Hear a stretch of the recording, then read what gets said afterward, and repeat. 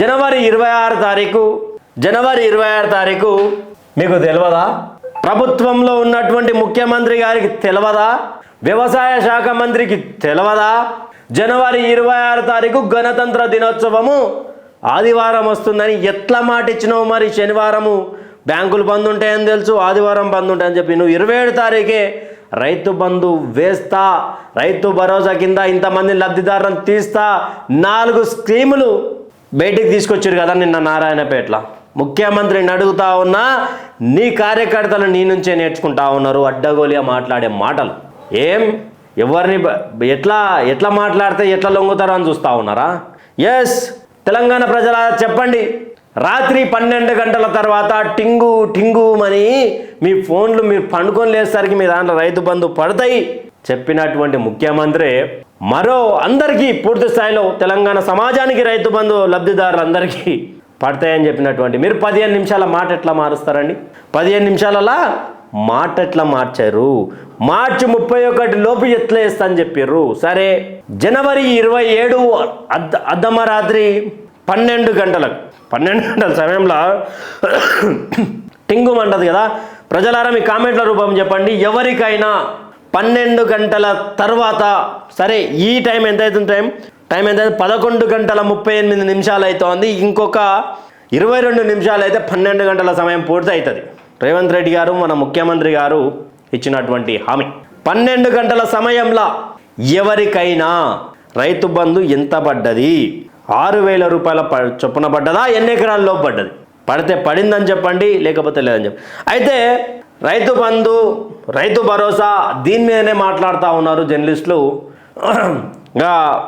మెయిన్ది తెలంగాణ సమాజంలో కేసీఆర్ తర్వాత ముఖ్యమంత్రి కావడానికి ఒకటే పథకం మ్యాక్సిమం చాలామంది ప్రజలను మభ్యపెట్టింది.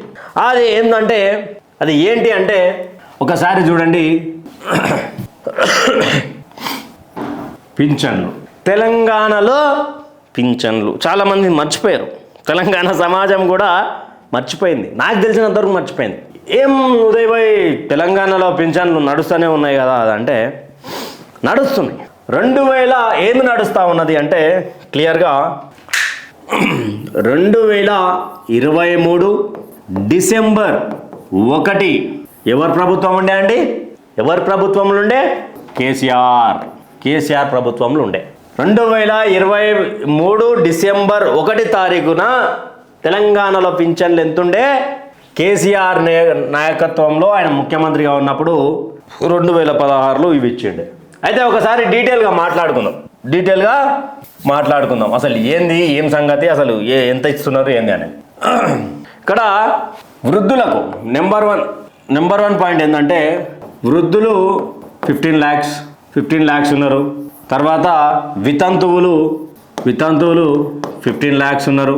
తర్వాత దివ్యాంగులు, మూడో పాయింట్ ఏంటంటే దివ్యాంగులు సుమారు 5 లక్షల మంది ఉన్నారు. 5 lakhs ఉన్నారు.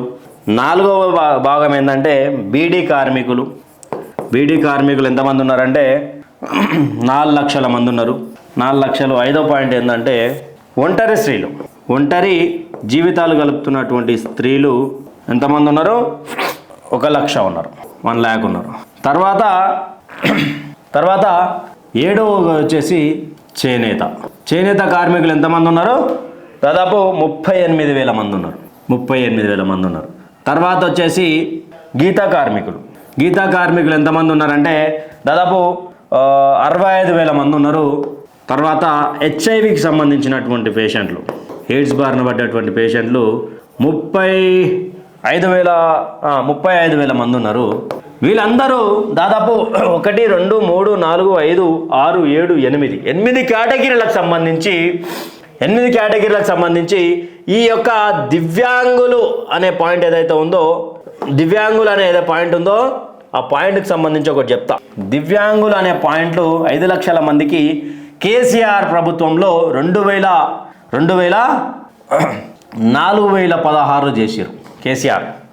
అయితే ఇక్కడ తెలంగాణలో 2023 డిసెంబర్ అని అనుకున్నాం కదా, డిసెంబర్ 2023 ప్రభుత్వం కేసీఆర్ ప్రభుత్వం ఉన్నప్పుడు అంటే ఎలక్షన్ టైంలో ఎంత ఇచ్చారు?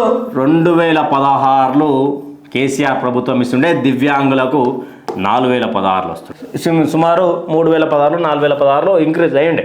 అయితే ఈ మోతేవారి బ్యాచ్ ఏం చేసింది మేనిఫెస్టోలా? ఓయ్యా, ఓ రైతన్నా, ఓ ముసలవ్వ, ఓ తాత, మమ్మల్ని గెలిపించండి, నా 2016 కాస్త 4016 ఇస్తా, నీ కొడుకు మీద నీ బిడ్డ మీద నువ్వు బతకాల్సిన అవసరం లేదు, రేషన్ ఇస్తున్నాం, 4016 రూపాయలు ఇస్తాం వృద్ధులకు, దివ్యాంగులకు 6016 ఇస్తామన్నారు. దివ్యాంగులకు 6016 రూపాయలు అక్షరాల ఏ రోజు నుంచి అంటే జనవరి, ఎప్పటి నుంచి ఇస్తున్నారు ఈ కొత్త పింఛన్లు అంటే జనవరి 2024 ఇది అప్పటి నుంచి ఇస్తున్నటువంటి పరిస్థితి. అయితే జనవరి 2024 పోయింది, కాస్త 2025 జాన్, ఈరోజు ఎంత రాంబాయ్ డేటు? 27 తారీఖు వచ్చింది. మాటల మీద కోటలు కట్టేటువంటి కాంగ్రెస్ ప్రభుత్వమా ఏమైంది నా తెలంగాణ సమాజానికి పింఛన్లు అని అడుగుతున్నా. మాటల మీద కోటాలు కడతారు, ఇందిరమ్మ రాజ్యం అన్నారు, ఇందిరమ్మ రాజ్యంలో మాట తప్పుడే, మీ వంతయిందా? రైతు బంధు ఎందుకు 15,000 ఇస్తలేవంటే ఆర్థికంగా లేము అన్నావు. తెలంగాణ ప్రజలు గుర్తుపెట్టుకోవాలి, కేసీఆర్ అనేటోడు పింఛన్ల మీద ఎంత అవుతుండే తెలుసా ఖర్చు అయినాక నెలకు? పింఛన్ల మీద 1000 కోట్లు సంవత్సరానికి అనుకున్నారు. ప్రతి నెలకు ఎంతమందికి ఇస్తుండే తెలంగాణలో? మొత్తానికి 44 లక్షల మంది లబ్ధిదారులు ఉంటుండే. ఇది క్లియర్ మ్యాజిక్ ఫిగర్. 2016 దాదాపు 3,000 ఎలక్షన్ మూమెంట్లో మార్చిరు కాబట్టి 3,000 నుంచి 3,016 చేసిన తర్వాత 4,016 చేశారు. ప్రగల్భాలు పలికేటువంటి కాంగ్రెస్ పార్టీ దీన్ని ఏం చేసింది?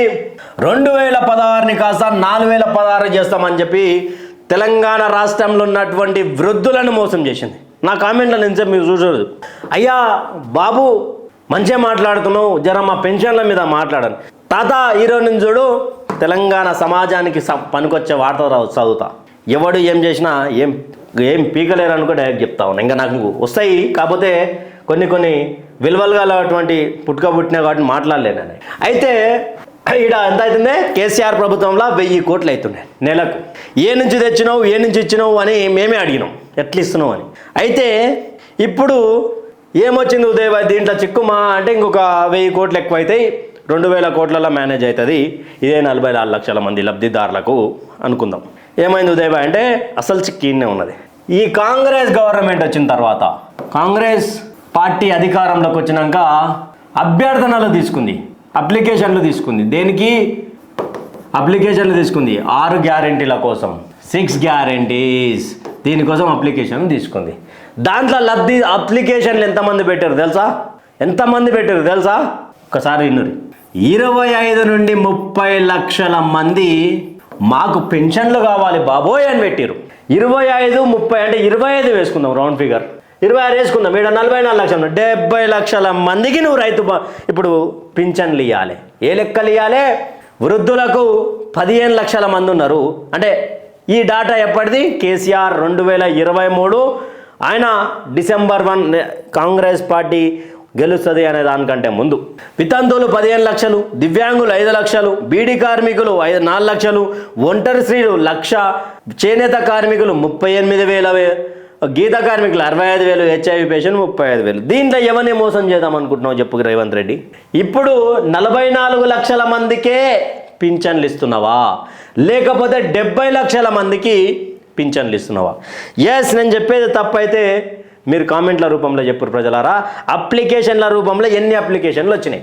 ఎవడైతే పైసలు తీసుకొని పేర్లు లేకుండా కామెంట్లు చేస్తే ఎదవలకు అడుగుతా ఉన్నా, అరే బేవకూఫ్, నీ ఇంట్లో పింఛన్ వచ్చిందా 4,016 అని అడుగుతా ఉన్నా, నీ ఇంట్లో రైతు బంధు పడ్డదా అని అడుగుతా ఉన్నా, నీ ఇంట్లో 500 సిలిండర్ వచ్చిందా అని అడుగుతా ఉన్నా, నీకు ఇందిరమ్మ ఇల్లు వచ్చిందా అని అడుగుతా ఉన్నా. కాంగ్రెస్ పార్టీని విమర్శించడానికి మాకు వ్యక్తిగత పంచాయతీలు ఏం లేవు. తెలంగాణ సమాజం సమస్యలపై మేము పోరాడుతున్నాం కాబట్టి ప్రశ్నిస్తున్నాం. ప్రశ్నిస్తే ఏదో పీకేసుకుంటాం పొట్టు చేసుకుంటాం అంటే మీ ఇష్టం ఏమైనా చేసుకోరు, కానీ ఈడ లెక్కకు రారి. 44 లక్షల మందికి 1000 కోట్లు అయితే 70 లక్షల మందికి ఎంత అవుతాయి? 70 లక్షల మందికి ఎంత అవుతాయి అనే క్యాల్కులేషన్ కంటే ముందు ఒక్క వృద్ధునికి 4016 అంటే డబల్ అయింది.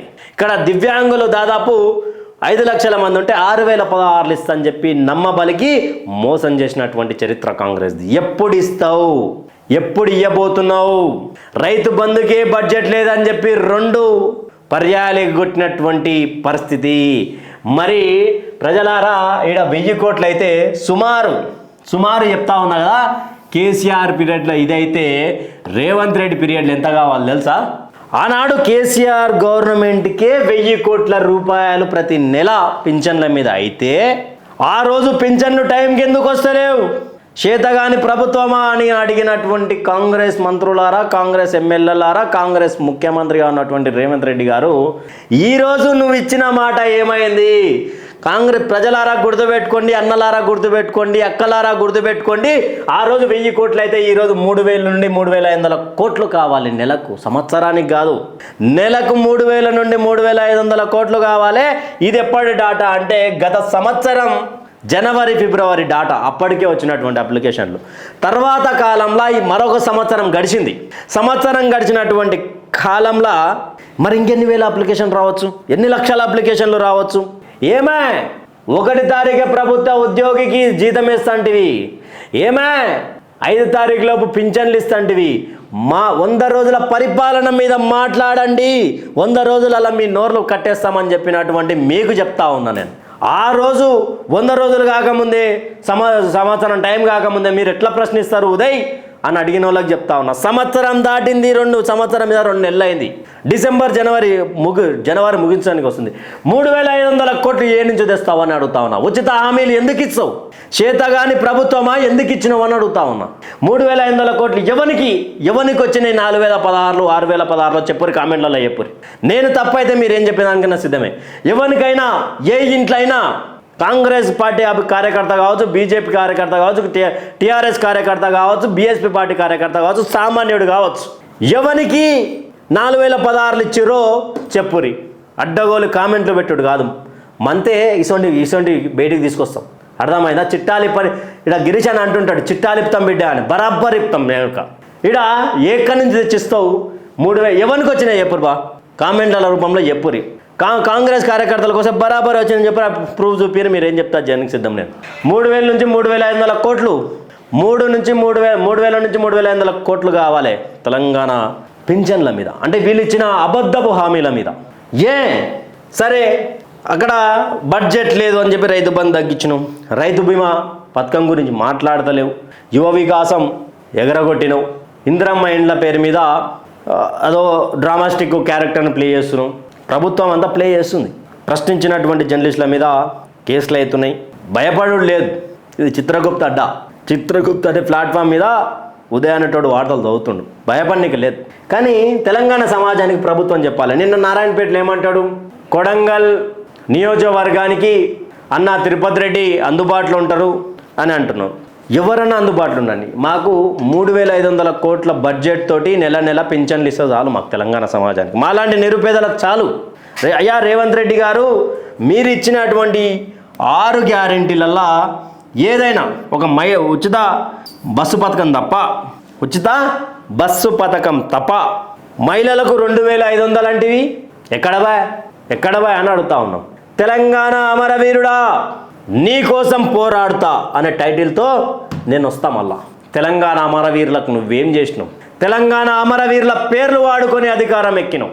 తెలంగాణ అమరవీరుల కుటుంబాలకు నువ్వేం చేసినావు? ఇదంతా మాట్లాడడం ప్రజలారా. అయితే ప్రజలారా ఒకటి గమనించండి, రానున్న రోజుల్లో ఎలక్షన్ స్టంట్లు జరగబోతూ ఉన్నాయి.